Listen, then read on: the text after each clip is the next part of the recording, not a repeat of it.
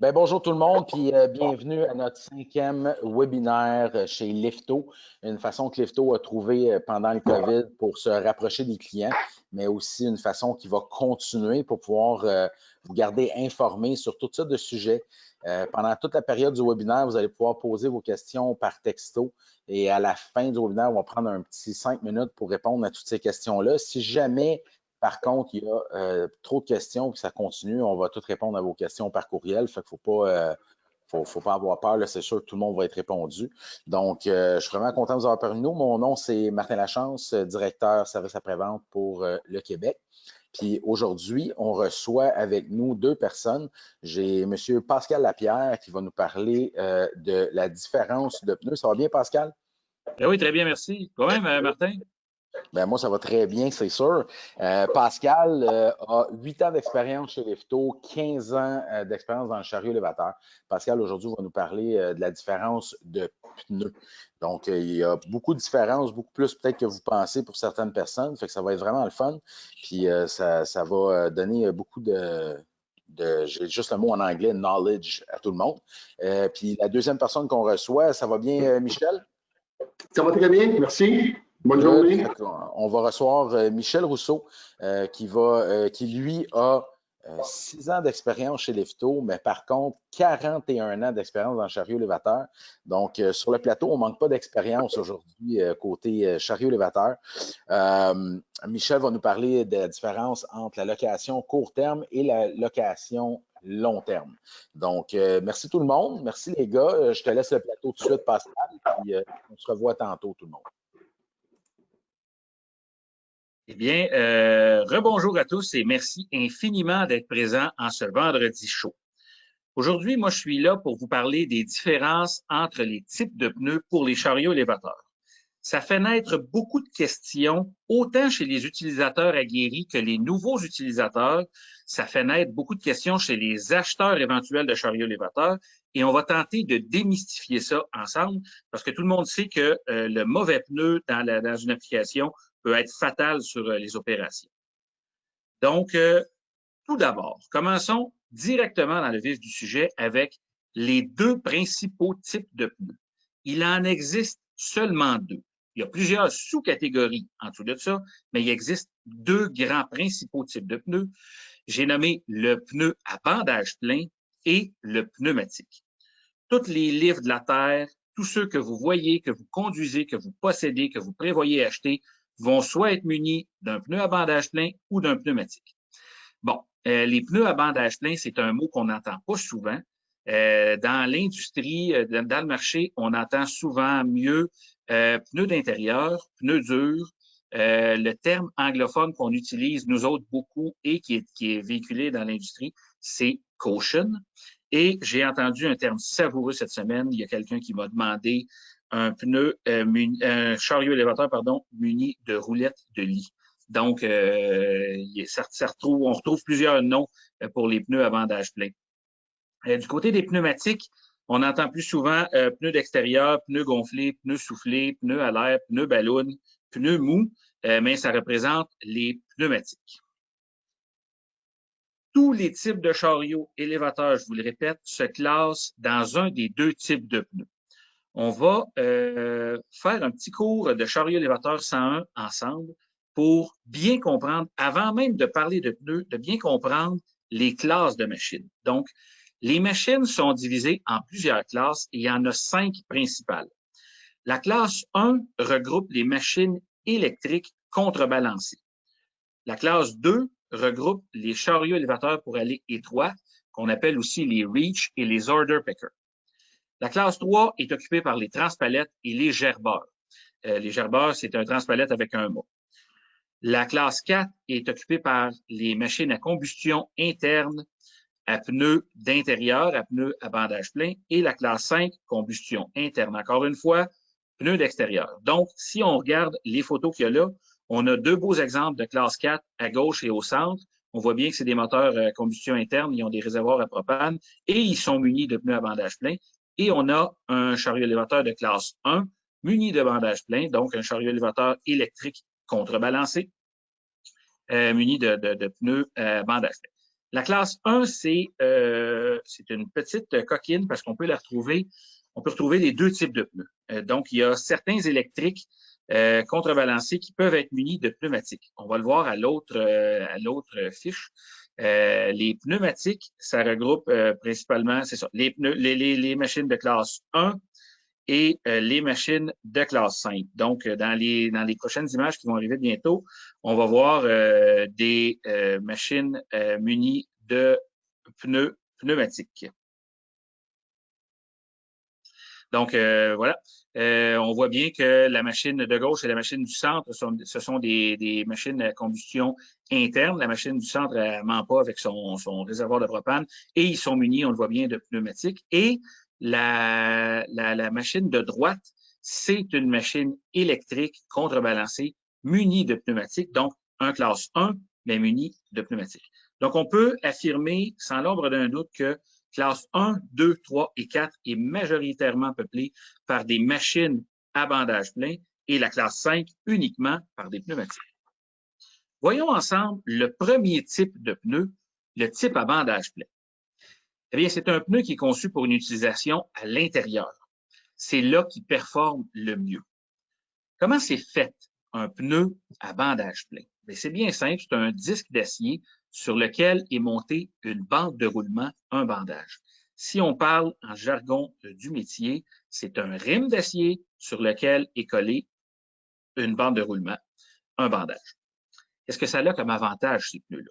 Le principal avantage vient pas nécessairement du pneu, mais de la configuration de la machine. À capacité égale, les machines munies de bandage plein sont plus compactes. Donc, les machines Caution sont toujours un petit peu plus petites. Un 5000 livres Caution versus un 5000 livres pneumatique. Le 5000 livres Caution va toujours être un peu plus petit, un peu plus compact, un peu plus adapté à une utilisation à l'intérieur. On retrouve une meilleure manœuvrabilité, pas nécessairement juste à cause du pneu, mais encore une fois parce que la machine laquelle est munie de bandage plein est faite pour travailler à l'intérieur. C'est des pneus qui sont complètement à l'épreuve des crevaisons, il n'y a pas d'air. Donc, c'est pas sensible aux débris qui traînent à terre, aux vis, aux clous, aux débris de métal, aux débris de bois, aux coins de palette. On accroche un coin de palette avec un pneumatique, ça fait une crevaison. Avec un bandage plein, ça prévient ça. C'est fait pour travailler à l'intérieur dans des endroits plus exigus où est-ce qu'on pourrait rencontrer plus de risques de crevaison. Ça s'use moins vite parce qu'il y a plus épais de caoutchouc. La bande de roulement est plus épaisse comparativement au thread d'un pneu. Donc, ça s'use moins vite. On a plus de bandes de roulement plus épais. Et c'est plus économique à remplacer. J'ajouterais à ça qu'on a une meilleure stabilité, que c'est moins valseux. Imaginez-vous qu'on a 5000 livres sur les fourches d'une machine de 5000 livres. Avec un pneumatique à l'air, la machine a tendance à louvoyer un peu, à balloter. Le pneu Caution va complètement prévenir ce phénomène-là. Du côté des inconvénients, par exemple, c'est bien sûr que c'est pas un pneu parfait. On s'entend tous pour dire que tous ceux qui ont essayé un pneu à bandage plein à l'extérieur, c'est complètement inefficace. Il y a des façons de régler ça, là, mais les bandages pleins lisses à l'extérieur, c'est complètement inefficace. Donc, les gens qui ont seulement qu'une machine et que c'est une machine à bandage plein, souvent, ça crée beaucoup de frustration quand ils vont à l'extérieur. Et c'est pour ça, c'est pas le pneu qui est conçu pour travailler à l'extérieur. C'est moins confortable sur une surface rugueuse, donc on pense aisément à l'extérieur sur ou en dedans sur un plancher inégal ou rough. C'est moins confortable, ça porte plus dur. Et les modèles lisses sont sujets à patiner sur une surface mouillée glissante. Quiconque a déjà essayé un chariot à bandage plein sur un beau plancher neuf mouillé le sait, ça patine. Les types à bandage plein, il existe deux types de bandes de roulement, donc des bandes à roulement noires et des bandes à roulement non marquants. Et par en dessous de ça, il y a plusieurs sous-catégories. Pourquoi les bandes de roulement non marquants existent? C'est bien simple. Si vous avez déjà vu un chariot élévateur travailler à l'intérieur, peu importe que ce soit un pneumatique ou un bandage plein, quand il est muni de pneus noirs, ça laisse des belles traces sur les planchers. J'ai travaillé, moi, jadis, dans une autre vie, dans un concessionnaire automobile, et quand on avait besoin d'aller dans la salle de démonstration avec le chariot élévateur, c'était toujours compliqué parce qu'il laissait des grandes traces noires. On ne savait pas à ce moment-là que les pneus non marquants existaient. Donc, on retrouve principalement des noirs lisses et des noirs marquants, ou pour une utilisation sur plancher mouillé, glissant, ou pour une utilisation sporadique à l'extérieur, noir à traction ou à crampon et non marquant à traction ou à crampon. Où est-ce que ça peut travailler un chariot à bandage plein? Et les applications pour les machines à bandage plein, c'est bien évidemment les travaux à l'intérieur, on en parle depuis tantôt. Toutes les applications qui nécessitent de sortir sporadiquement à l'extérieur, mais sur une courte distance.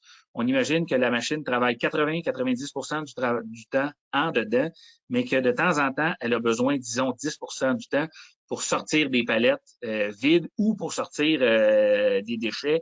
Ça peut très bien fonctionner. Si la machine est munie de bons pneus traction, ça peut quand même fonctionner si la surface extérieure est adaptée pour le passage du chariot élévateur. Dans les entrepôts, on en retrouve beaucoup. Dans les usines de production, j'en parlais tantôt, on présume qu'on a une production à vider, une machine qui fabrique des pièces qui tombent dans une palette ou dans une bine, et on aurait à passer entre les machines un chariot à bandage plein et tout indiqué pour faire ce travail-là. Et bien évidemment, la place où on retrouve le plus de caution, à l'intérieur des remorques. Pour vider, pour remplir des remorques, le type à bandage plein est champion. Parlons maintenant des pneumatiques. Les pneumatiques sont conçus pour une utilisation à l'extérieur, le contraire des bandages pleins. Comment c'est fait un pneumatique? C'est un pneu beaucoup plus standard, qu'on comprend mieux comment c'est fait. C'est semblable à un pneu routier. Pour vous indiquer à quoi ça ressemble comme construction à un pneu routier des années 50. Donc, contrairement aux pneus routiers, on utilise toujours une chambre à air, comme c'était le cas dans l'ancien temps. Pourquoi on utilise toujours une chambre à air?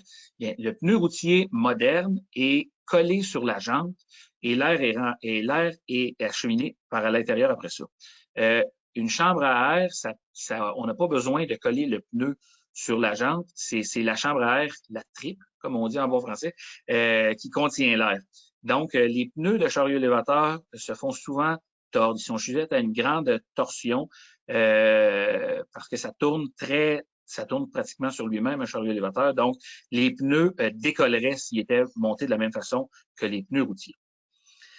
L'avantage des pneumatiques, c'est sa grande versatilité.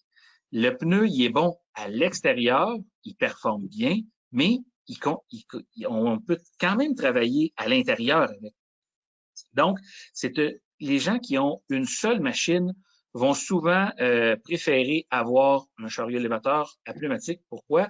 Parce que ça offre un bon combo. On a besoin d'un petit peu plus d'espace à l'intérieur pour le faire tourner parce que la machine est plus grosse, mais par contre, elle se débrouille aussi bien à l'intérieur qu'à l'extérieur. Ça donne une bonne traction sur une surface inégale, mouillée, sur la terre, le gravier, nommez-les, toutes les surfaces extérieures, le pneumatique est confortable là. C'est plus confortable, ça donne une meilleure portée. Donc, quelqu'un qui a travaillé à l'extérieur avec un type à bandage plein, un caution, le sait, c'est rough. Un pneumatique va absorber beaucoup mieux les inégalités de la surface et, en plus, il protège la charge. Parce qu'on présume, on pense à une cour à bois où est-ce qu'il y aurait quelques crevasses et que l'utilisateur passerait avec une charge de bois qui est palettisée, mais qui n'est pas strappée, qui n'est pas arrimée correctement à la palette. Et si on pogne trop de trous, la charge va finir par tomber. Donc, avec un bon pneumatique, il y a moins de vibrations, il y a moins de coups qui sont retransmis aux fourches, donc ça protège la charge. Les inconvénients, c'est fragile aux crevaisons, c'est sûr et certain. C'est un pneu à l'air, donc un pneu plus un clou, ça donne une crevaison. Un pneu plus un coin de palette bien affûté, c'est la même chose. Les pneumatiques sont sujets aux crevaisons. La machine est souvent plus volumineuse, j'en ai parlé tantôt, donc elle est moins maniable. Les gens qui veulent travailler en dedans dans ces endroits exigus vont avoir un petit peu de difficulté, un peu plus de difficulté avec un pneumatique parce que la machine est plus grosse, elle est construite pour le travail, elle est conçue principalement pour le travail à l'extérieur. Où est-ce qu'on retrouve les pneumatiques? On les retrouve à l'extérieur, dans toutes les cours extérieures. Les cours à bois, c'est le meilleur exemple. On le voit bien là, on voit que on présume que c'est une cour à bois ou une cour qui a du bois. Cette cour-là, c'est particulièrement confortable de travailler avec un chariot élévateur à pneumatique. Les cours à matériaux, les ports, les chantiers, tous les endroits qui nécessitent un travail intérieur et extérieur, mais plus fréquent à l'extérieur. Donc, je pense à une usine dans mon territoire où est-ce que le chariot décharge des vannes à l'extérieur, mais qui a à rentrer en dedans, aller porter ça dans des tablettes. Ben, c'est une machine qui est parfaite, c'est une machine à pneumatique. Ça fait très bien le travail. Et j'en parlais tantôt, les utilisateurs qui ont une seule machine vont souvent préférer le pneumatique. On n'a pas pensé d'en parler, là, mais les pneumatiques se font aussi avec des bandes non marquantes. Pour les gens qui voudraient utiliser un pneumatique à l'intérieur et sortir à l'extérieur, mais qui ne tolèrent pas les traces de pneus en dedans, les pneumatiques se font en bande non marquante aussi. Donc, le pneu est tout blanc, un peu comme un softie non marquant, mais c'est un pneumatique. Les pneumatiques ont fait vite naître un problème qui est le problème des crevaisons. Et c'est pourquoi il a été inventé le type pneumatique solide, qui est comme une sous-catégorie de pneumatique. Il s'agit d'un pneumatique, mais complètement plein de caoutchouc. Il n'est pas rempli de caoutchouc comme c'est écrit, mais il est moulé complètement en caoutchouc. On appelle aussi ce pneumatique type de pneumatique increvable, softie, soft-off, soft shoes qu'on entend, softie, soft-off, soft shoes. Ce sont toutes des marques déposées de certains constructeurs, de certains fabricants de pneus. Nous, à l'interne, puis dans l'industrie, on entend souvent pneus softie. Mais sachez que les pneus softie, ce sont des pneus increvables. C'est là que ça crée un peu de confusion, là. Des fois, on peut entendre un pneu dur qui peut être à la fois considéré, l'utilisateur peut à la fois considérer qu'un pneu dur, c'est un pneu à bandage plein ou un pneumatique solide. Quels sont les avantages des pneumatiques solides? Bien, c'est bien évidemment complètement à l'épreuve des crevaisons. Ça donne en même temps une traction similaire à un modèle à chambre à l'air, mais sans les crevaisons. La portée est légèrement plus dure qu'un pneumatique à l'air toujours, mais c'est tout de même beaucoup plus confortable qu'un bandage plein dans la même application. Donc, ça donne quand même une certaine suspension. Ça a en fait les mêmes avantages qu'un pneumatique à chambre à air. Et souvent, on peut les resculpter quand la bande de roulement arrive à peu près aux 3/4 et qu'on a moins de thread, on peut regroover dedans. C'est pratiquement comme un bloc de caoutchouc. Fait que nos équipes de service peuvent regroover les pneus solides pour leur donner vraiment une deuxième vie. Du côté des inconvénients, ça non plus, c'est pas un pneu parfait. Malheureusement, c'est plus dispendieux, il y a plus de matériel, il y a plus de caoutchouc, donc c'est un petit peu plus dispendieux. C'est plus compliqué à installer aussi, il faut qu'il soit pressé, donc ça ajoute un concern monétaire. La portée est légèrement différente, j'en ai parlé tantôt. Le pneumatique solide porte un petit peu plus dur. Les utilisateurs, on pense encore à une cour à bois, mettons, qu'on leur fait essayer des pneumatiques increvables pour prévenir les crevaisons, ben, ils trouvent malheureusement que ça porte un petit peu plus dur. C'est quand même plus confortable qu'un caution, mais c'est vrai que ça porte différent par rapport à un pneu à l'air. On parle aussi d'une perte d'adhérence en fonction de l'usure. Il y a un terme qui s'appelle l'usure sans fin. Donc, on pense on peut imaginer un pneumatique increvable, c'est un bloc c'est complètement plein de caoutchouc. Donc, quand la bande de roulement est complètement usée, on peut carrément le rendre comme un pneu lisse, qui n'a plus de thread du tout. Là, les gens disent, ben à un moment donné, un softie, un pneumatique solide, ça a moins de grippe quand ça s'use. C'est sûr. On les laisse user plus qu'un pneumatique égal. Un pneumatique qu'on déciderait de le rendre lisse, à un moment donné, il va tomber tellement fragile qu'il va juste faire des crevaisons. Mais le pneumatique increvable ne fera pas ça. Donc, ça fait naître un problème d'usure sans fin. Bon, parlons-nous maintenant franchement. Vous êtes des utilisateurs, vous connaissez les chariots élévateurs et vous savez tous qu'un chariot élévateur dans la neige, peu importe le pneu qu'il y a, même s'il y a un pneumatique flambant neuf, un chariot élévateur dans la neige, c'est pas champion. C'est pourquoi, depuis quelques années, au Québec, on a développé un tout nouveau produit. On a regardé ce qui se faisait dans l'industrie Et on peut imaginer que les constructeurs de chariots, de pneus de chariot élévateurs sont pas enclins à faire des pneus encore plus agressifs que ce qu'ils font, parce que le marché du Québec et du Canada en général est un marché plus faible que le reste du monde et le bassin de l'Amérique du Nord. Pourtant, c'est ici qu'on travaille dans la neige. Donc, le Québec a réussi à développer, en regardant ce qui se fait dans le routier, un pneu RICAP ou un pneu réchappé. C'est quoi un pneu RICAP? Ben, c'est un peu comme un pneu de camion routier.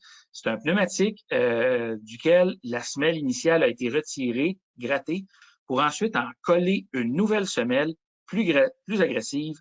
Vraiment un pneu, une bande de roulement de type camion routier. Durant des années, on a utilisé le Michelin XDS. Maintenant, on utilise une configuration fournie par Bandag, la Bandag BDRW, qui est aussi durable et moins dispendieuse. On prend carrément une carcasse de pneus solides en fin de vie. On en voit là, on voit bien que c'est un pneumatique solide qu'on voit là. On voit qu'il est plein de caoutchouc, auquel on recolle une nouvelle bande de roulement.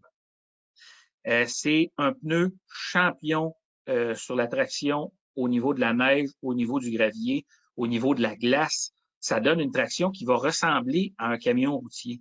Donc, c'est vraiment génial. Il faut comprendre que c'est fait sur commande seulement. Donc, si jamais l'idée vous prend d'installer ça sur vos chariots élévateurs, vous allez voir que ça donne un vrai avantage dehors l'automne, l'hiver, mais il faut s'y prendre d'avance. Quelqu'un qui arrive après la première neige en décembre qui dit « J'ai besoin de pneus pour mettre sur mon chariot, j'ai besoin d'une paire de 700x12 pour mettre en avant », il reste d'attendre quelques semaines parce qu'ils sont faits sur commande seulement. Les gens qui ont déjà entendu parler de pneus d'hiver pour chariot élévateur, on en entend parler de plus en plus. C'est ça. Vous envoyez deux, là, des pneus d'hiver pour chariot élévateur. C'est carrément un pneu RICAP. Eh bien, ça conclut ma partie du webinaire. Je vous remercie beaucoup de m'avoir écouté, d'avoir pris le temps en ce vendredi de venir assister à ma partie. Et je passe maintenant le micro à mon collègue Michel Rousseau. À toi, Michel. Alors, merci Pascal. À mon tour de vous souhaiter la bienvenue encore une fois. On va discuter aujourd'hui d'un programme de location. On nous pose souvent la question, les clients quand ils nous appellent, et sur différents programmes de location. Il y en a plusieurs, mais aujourd'hui, on va regarder quelques-uns. Quelle que soit la nature de vos projets, petits, grands ou même méga projets, nous avons ce qu'il faut pour vous supporter et vous conseiller. Vos projets regardent des locations court terme ou long terme, lesquels sont préférables pour vous? Vous avez des imprévus, des urgences, des surprises inattendues. Vos équipements vous causent des surprises de dernière minute. Vos équipements commencent à vous coûter très cher en entretien et réparation. Vous désirez nous laisser la responsabilité de s'occuper de vos équipements. La vie utile de vos équipements vous cause des soucis. Quel modèle d'équipement doit-on choisir? Quel que soit votre projet, il est d'une importance de connaître les différents produits Toyota disponibles. Quel produit sera le plus déterminant pour maximiser la facilité de manipulation des matériaux, toujours en priorisant la sécurité? La plupart des gens ne le savent pas qu'il y a combien de classes de chariot élévateur. Dans certaines de ces 5 classes, il y a plusieurs grosseurs de chariots selon les capacités.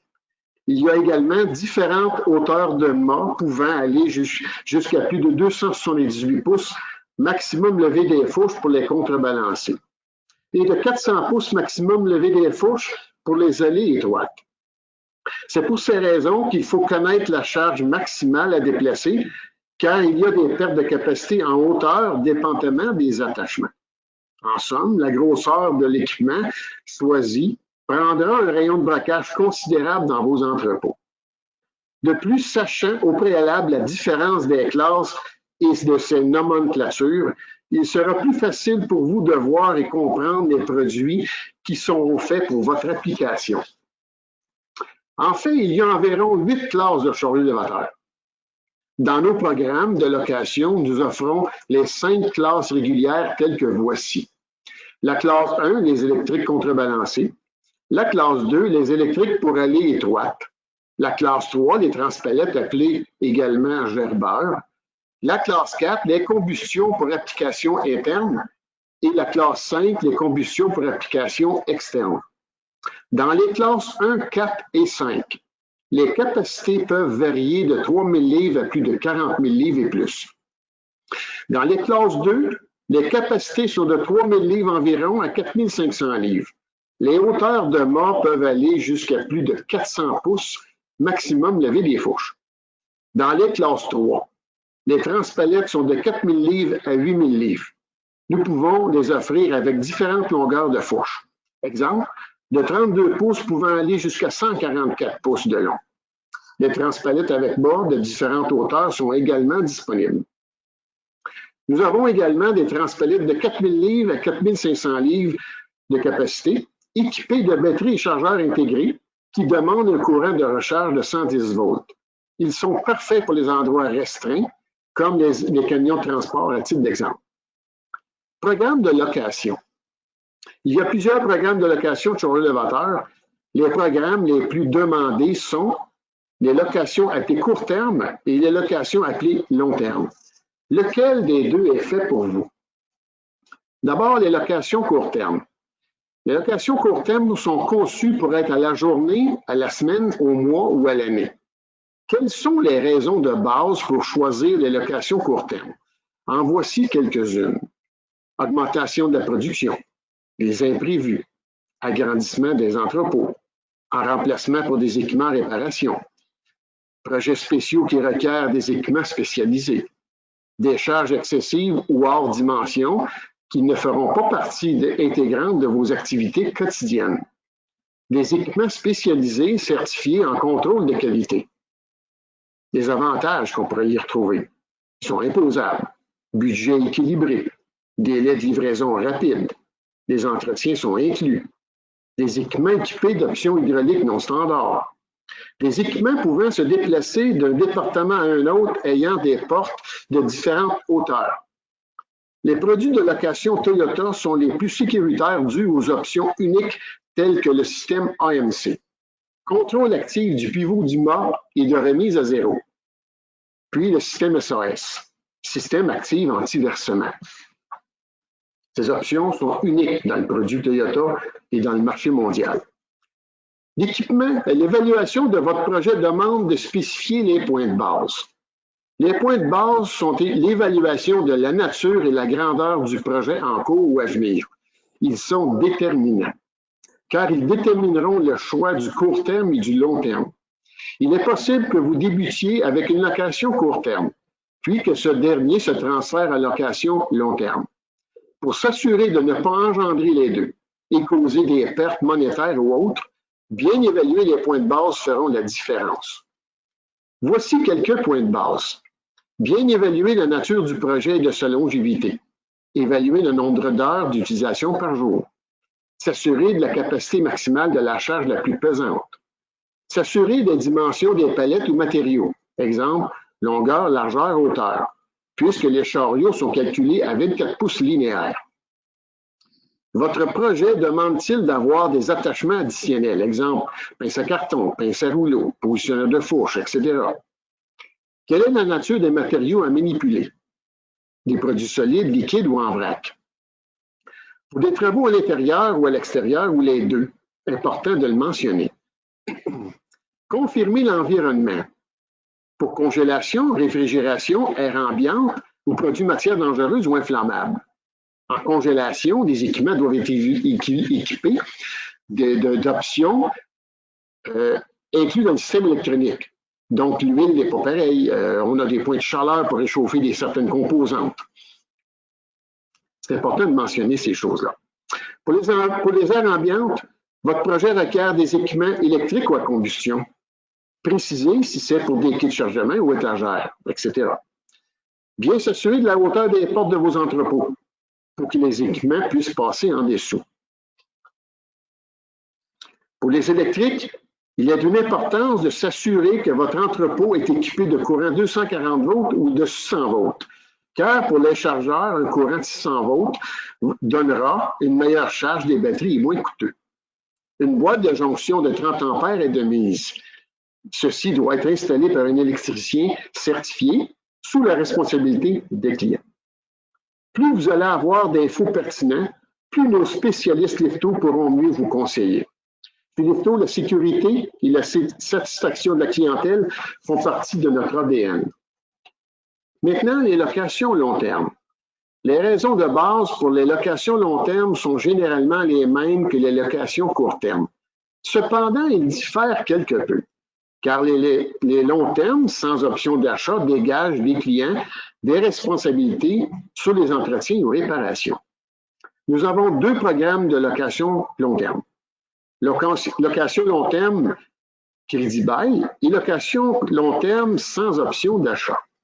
Les locations appelées long terme sans option d'achat, c'est un programme bâti par des taux déterminés par Toyota Finance Canada, sont des programmes clés en main.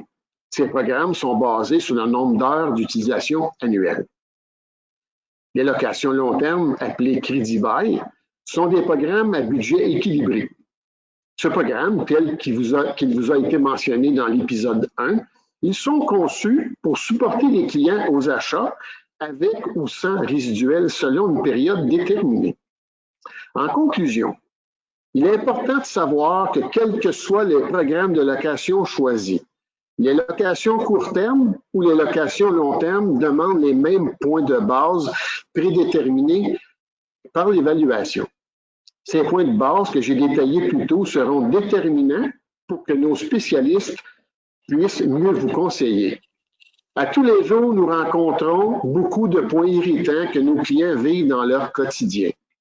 En discutant avec vous, nous pourrions regarder à minimiser les irritants. Notre devoir et responsabilité est de trouver des solutions qui augmenteront la satisfaction. Alors, Martin, je te remets la parole. Merci. Merci beaucoup, Michel. Merci beaucoup, Pascal. Un très bon webinaire. Je pense que le monde sont allés chercher beaucoup d'informations à ce niveau-là. Donc, écoutez, donnez-moi 2 secondes. On a eu quelques questions. Je vais juste vous faire la demande. Je vais commencer avec toi, Michel, vu qu'on vient de finir sur la location. J'ai quelqu'un qui demande, puis on a déjà parlé de ça dans un autre webinaire dans le passé, mais bon, combien d'heures sur un chariot électrique, combien d'heures on peut faire avec une batterie? Les batteries standards, on parle de batteries liquides, batteries tubulaires. Aujourd'hui, on priorise beaucoup plus les tubulaires parce qu'ils sont moins coûteuses et sont en côté ampérage, sont durables. Mais il faut comprendre de savoir que la vie d'une batterie est de 8-8-8, 24 heures par jour. Donc ça, c'est la vie d'une batterie. Alors, les heures d'utilisation, les quarts de travail sont de 8 heures. Dans le quart de travail de 8 heures, en général, il y a des pauses et l'heure du dîner. Fait que la vie d'une batterie, lorsqu'on parle de 8 heures de travail, on parle au moins en général de 6h30. Est-ce qu'ils peuvent faire 8 heures? Ils peuvent le faire 8 heures. Avec les systèmes électroniques aujourd'hui sont assez avancés pour prolonger la vie durable des batteries. Il faut comprendre aussi dans ça pourquoi la batterie peut faire 8 heures, même des fois aller jusqu'à 9. Le système électronique, surtout le système de Toyota, il n'est pas énergivore en consommation d'énergie électrique, puis ils ne sont pas demandants dans les batteries, puisque le système de traction, qu'on appelle le système AC, il régénère l'ampérage bâti par le système de traction, retourne l'énergie à la batterie. Est-ce qu'il la recharge? Non. Mais il ne perd pas d'énergie. Fait que on peut prolonger la vie d'utilisation d'un corps de travail par rapport à ce système-là. Mais le 8-8-8 est important. 8 heures de travail, 8 heures de recharge, 8 heures de repos. Le repos est aussi important parce que l'acide est à son plus fort, est à sa plus forte utilisation lorsqu'elle est froide. Donc, 8 heures de travail, 8 heures de recharge, 8 heures de repos dans des batteries qu'on appelle standard. Bon, mais parfait, ça répond très bien à la question. Dans le fond, je pense que ce qui est simple aussi, c'est que le client comprenne qu'avec les breaks qu'il y a dans la journée et le dîner, ben ça permet vraiment souvent d'augmenter le nombre d'heures qu'il peut faire avec la batterie. C'est rare que le client travaille un 8 heures en ligne d'un coup. J'ai une question pour toi, Pascal. On me demande ici, puis c'est une très bonne question. Est-ce qu'on peut mettre un pneu pneumatique sur un chariot élévateur qui a des pneus?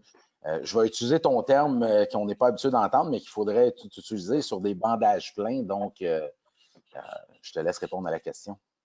Est-ce qu'on peut mettre des pneumatiques sur un chariot Caution? Exact. C'est la question qui revient le plus souvent dans l'industrie pour les pneus. Quelqu'un qui a un chariot élévateur Caution qui s'aperçoit qu'il faut qu'il travaille souvent dehors se dit écoute, je vais y mettre des pneumatiques. Est-ce que ça se fait? Malheureusement, la réponse est non. Les chariots élévateurs à bandage plein sont faits de façon plus compacte et donc il n'y a pas de place pour y adapter un pneumatique, tout simplement. Par contre, on a parlé tantôt, si tu me permets, Martin, encore 2 petites minutes, on a parlé des pneus RICAP. Et j'ai le bonheur de vous annoncer que les pneus à bandage plein, les Caution, se font aussi en RICAP. Donc, quelqu'un qui a besoin d'une bonne traction et qui ne veut pas nécessairement changer son chariot élévateur, mais qui a besoin de travailler dehors de temps en temps, mais qui travaille plus souvent dedans, peut très bien adapter 2 beaux RICAP en avant sur son chariot élévateur où est-ce qu'il y a la traction et ça va faire une sérieuse différence. Je me permettrais même d'avancer sur une surface assez droite, un chariot élévateur à bandage plein muni de RICAP va être plus performant qu'un pneumatique avec des pneumatiques très justes. C'est quand même surprenant ce que ça peut donner comme avantage. Donc, juste pour être sûr là, que je comprenne bien, c'est que je pourrais mettre sur un pneu Caution qui n'a aucune traction, je pourrais faire mettre un pneu RICAP, mais avec traction sur le Caution. Donc, j'irai chercher une meilleure traction. OK? Oui, tout à fait. C'est vraiment bien. C'est bon parce que ça fait partie un peu d'une autre question. Donc, on répond à 2 questions en même temps. C'est super. Je vais revenir à toi, Michel. Dernière petite question. Est-ce possible de prendre des locations court terme pour plus de 12 mois? Oui, effectivement, il est possible de prendre des locations court terme de plus de 12 mois. Le court terme veut dire c'est 12 mois et moins en général. On peut y aller sur des termes de 12, de 24, 36, mais j'en vois souvent qui vont aller jusqu'à 48. Toutefois, je mets un bémol là-dessus parce qu'il serait préférable de regarder les 2 parties. Est-ce que votre projet va dépasser le 12 mois? Informez-vous sur les programmes de location long terme, là, surtout le sans option d'achat. En général, on inclut un entretien dans ces formules-là. Ils sont beaucoup moins coûteux et peut peut-être probablement plus s'ajuster à certaines applications qui pourraient se différer ou s'agrandir au-delà du 12 mois. Mais oui, les locations court terme de plus de 12 mois sont accessibles. Parfait. Fait que si je comprends bien, qu'est-ce qui est important, là, c'est le client peut commencer, il a besoin de quoi de rapidement, il pense que ça va durer peut-être juste 8 mois, 9 mois. Pendant le processus, se rend compte que ça va durer plus longtemps. Il est bien mieux de rentrer en communication avec nous autres pour pouvoir parler avec le représentant puis voir s'il n'y a pas de meilleure option pour lui, vu que c'est pour durer plus longtemps. Puis à ce moment-là, on peut vraiment lui donner le bon conseil pour la bonne utilisation. Effectivement, puis où est-ce qu'on va voir vraiment, le questionnaire va se faire simplement à partir des points de base que j'ai parlé au début. L'évaluation de votre projet, vous le voyez là, il va s'agrandir, la compagnie veut avoir un agrandissement, ils vont s'acheter ils vont acquérir un autre entrepôt, ça change beaucoup, ça change très vite dans l'industriel, surtout dans les matériaux de construction pharmaceutique, alimentaire, ça change beaucoup. L'évaluation va vraiment vous aider à l'évolution de dire d'un court terme, après ça, aller vers un long terme. C'est toujours dans l'évaluation des points de base. On va trop vite, regardez, on va louer une machine à court terme, après ça, on embarque dans un projet, on s'aperçoit 3 mois après, c'est pas ce projet-là. C'est toujours mieux de consulter, conseiller Lifto pour voir, puis regarder ensemble. Puis en plus, nos conseillers Lifto, ils se déplacent chez les clients, vont évaluer les projets, regardent la logistique des entrepôts, puis ils peuvent probablement beaucoup plus évaluer et inscrire, puis conseiller sur le bon produit à choisir. Fait que l'évaluation, là, c'est vraiment des points de base. Bon, ben parfait. Écoute, je pense que ça répond à toutes les questions qu'on a eues, mais merci beaucoup les gars d'avoir été là. Très bon webinaire. Puis à tout le monde, à toutes les personnes qui écoutent, pour tous vos projets ou questions que vous avez, vous pouvez toujours prendre le numéro de téléphone, appeler le 1-866-465-4386 ou directement par courriel, là, ce qui est rendu de plus en plus populaire, info@lifto.com. C'est la façon la plus facile de nous rejoindre là, pour tous vos projets, toutes vos questions. Merci beaucoup. Bonne fin de journée. Bonne fin de semaine, tout le monde. Merci. Très bien. Bye bye.